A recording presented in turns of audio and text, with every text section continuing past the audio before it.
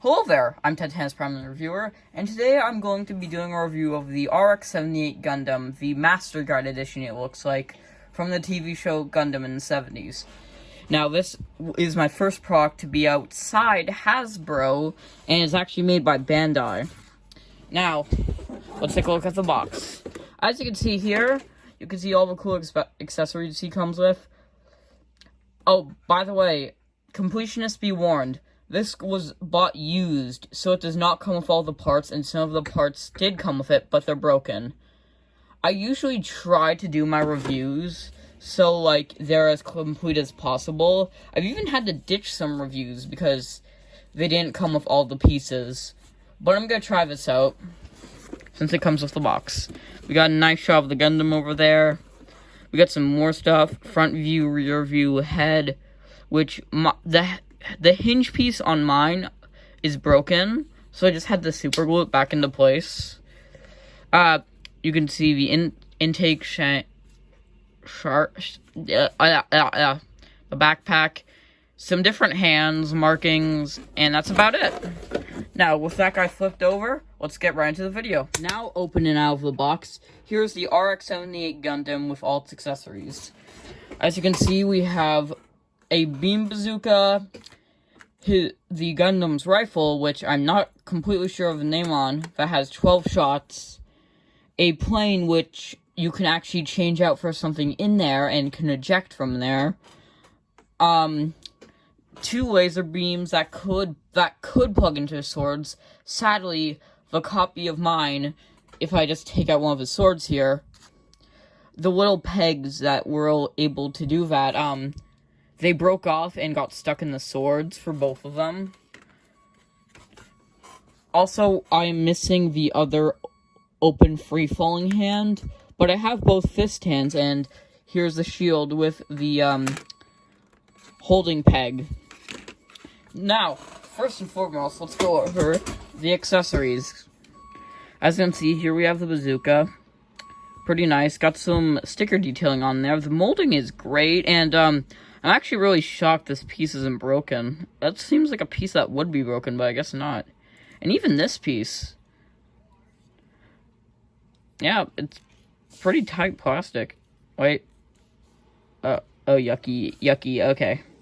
But, I don't really like this because if we fit this on this guy, it's kind of hard to get his hand into the position, but you can do it. And when you do get it, it's kind of too loose for me. Like, you can't really get a tight grip.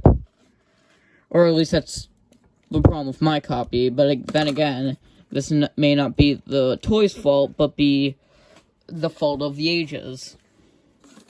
Next accessory we have is his famous beam rifle.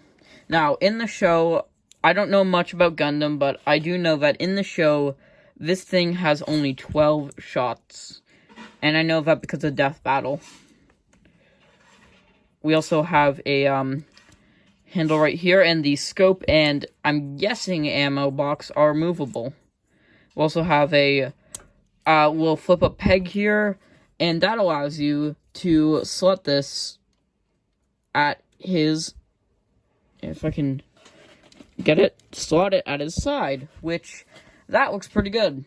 That looks pretty good. And especially for those people who are like, the accessories must be on the figure at all times. They cannot let them go loose, which I kind of understand those people.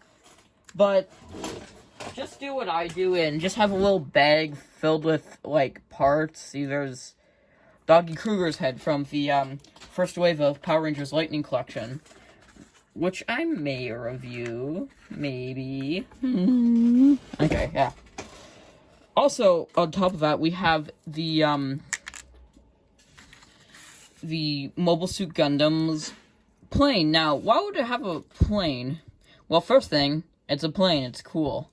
But second thing, what you can actually do is if we open this, you can open that, take this off, and you see Amuro, who's the pilot's name, inside this little pod. And if you want to, you can take a lot of these parts off, flip that in, push the nose cone up, plop this bad boy You see, the problem with the nose cone is it's too loose. That's something that I've noticed, which, plug that in, push that in, and now you can release the plane. I just split them in half. I didn't really release the plane. Now on to other accessories, because, my studio, aka this giant cardboard box, is starting to become, a bit of a mess. But, we also have a pair of fisting hands, which are pretty neat. That's all I can really say about it. And we have the one free-falling hand. If we want to, we can take these hands off, which the posability is, the thumbs are on a ball joint, which is actually pretty smart, and, only one finger moves up, and that's for trigger handling, and all of these three fingers are connected. But we can take these, put these on here, if I can just do it, and now we have him with fists. That's pretty cool. And since I only have one free fall hand, here's how it looks. Now, the final accessory, which I'm gonna need to grab these grabby hands for. This is becoming a mess. The shield. Now, the shield, it's supposed to be colored gray, but the guy who did this, I think, just did the pod, realized how bad it was, and never touched anything again. Because the shield is supposed to be gray, but it isn't. Anywho, we have a little, handle thing that you can put on the different pegs, so the Gundam can hold it. The problem is, the front peg is the most stable one, but the other three are so freaking loose. You have no idea. Here, look. Okay, now let's put it on that peg. Yeah. But, it's not, in my opinion, if you have this figure, sorry, there's some construction going on. But, in my opinion, if you have this figure, it's not really a good idea to try and slot the peg in with this thing with the shield on. What's a better idea is to open the hands, take the hands off entirely, and then slot it in like that.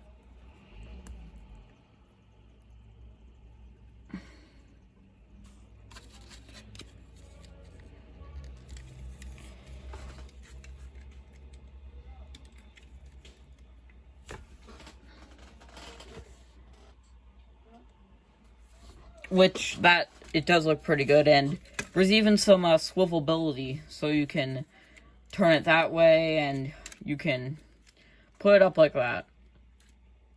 Or, the hand just fell off him. Now we take this grabby boy off,